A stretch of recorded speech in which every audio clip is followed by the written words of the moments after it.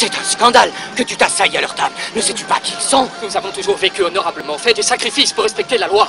Ce sont des voleurs, des gens de mauvaise vie, des usuriers, des gens violents et impies. Et tu veux t'asseoir au milieu de ces gens qui passent leur vie en orgie et en perversion. Je ne suis pas venu pour appeler à la repentance des justes, mais des pécheurs. Et ils peuvent entrer dans le royaume des cieux même avant vous. Écoute, maître, si tu vas dîner ce soir avec ces gens méprisables, ils te contamineront. Et toute la ville t'abandonnera. Jacques, mon fils, le cœur du Seigneur n'est que pardon. Il va dans l'antre du démon. Non, t'as trop bu déjà.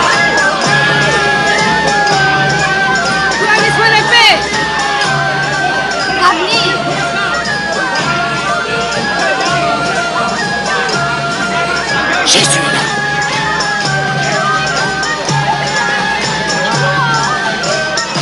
Silence! La paix soit avec vous.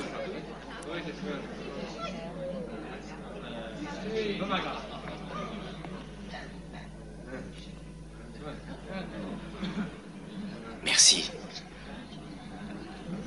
d'être venu dans ma demeure. Rabbi, tu es le bienvenu.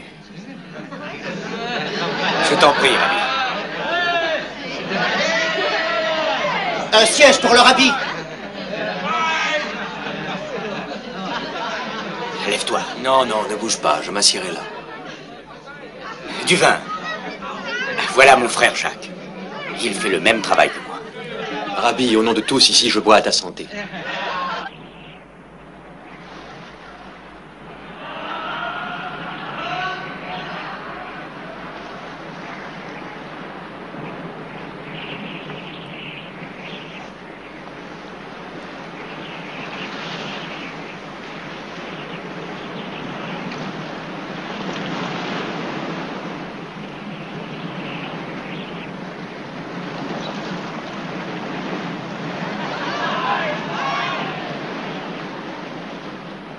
Rabbi, nous voulons entendre ta parole.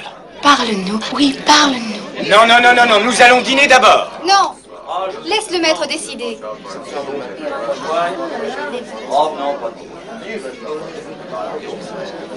Moi j'ai faim, mangeons. Non, non. Attendez, j'ai une histoire à raconter. Asseyez-vous, asseyez-vous. Chut, chut, asseyez-vous et taisez-vous. Oui, oui, asseyez-vous. Il y avait un homme qui avait 2 fils. Un beau jour, le cadet de ses fils dit à son père: « Donne-moi la part de tes biens à laquelle j'ai droit. » Le père partagea ses richesses et tous ses biens entre ses 2 fils. Et sans plus attendre, ce fils cadet partit pour un pays éloigné. Et là, il dissipa tout son bien en vivant dans la débauche.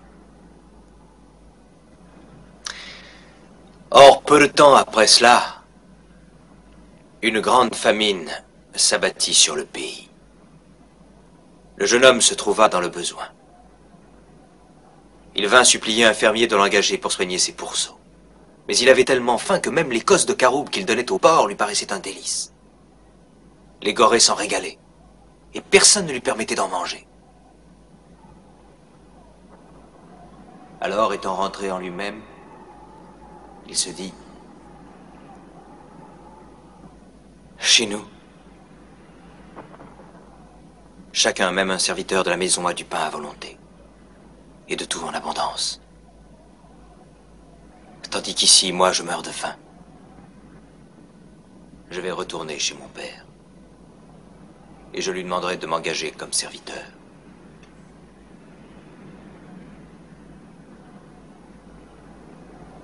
Et aussitôt, il se mit en route. Et comme il était encore à une bonne distance de sa maison, de loin son père le vit qui venait vers lui. Et il fut profondément ému de compassion. Il courut vers son fils, il le serra contre lui et l'embrassa. Le jeune homme dit: Mon père, j'ai péché contre le ciel et contre toi. Je ne suis plus digne d'être appelé ton fils. Mais son père fit venir ses serviteurs, et il leur dit, apportez vite la plus belle robe, et l'en revêtez. Mettez-lui un anneau au doigt et des souliers aux pieds. Tuez le veau gras, mangeons et réjouissons-nous.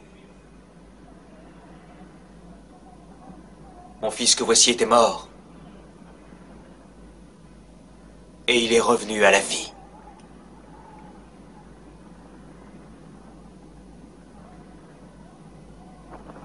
Or, le fils aîné, pendant ce temps, travaillait dans les champs. Lorsqu'il revint et approcha de la maison, il entendit le son de la musique et des danses. Il appela un des serviteurs et lui demanda ce que c'était. Le serviteur le lui dit. Et à cette nouvelle, le fils aîné fut saisi d'une violente colère. Et il refusa d'entrer dans la maison.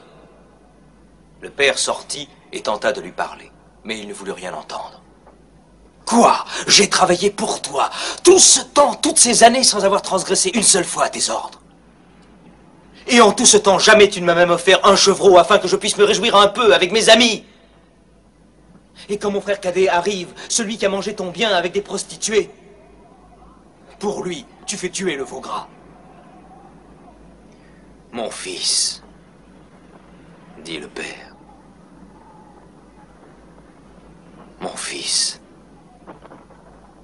essaie de comprendre. Toi, tu es toujours avec moi, et tout ce que j'ai est à toi. Mais il fallait festoyer et se réjouir, car ton frère était mort. Et il est revenu à la vie.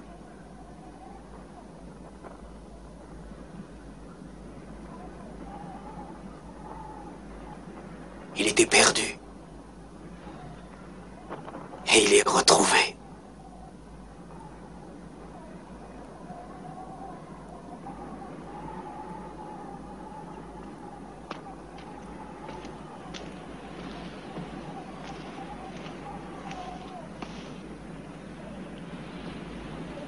Pardonne-moi, maître. Je suis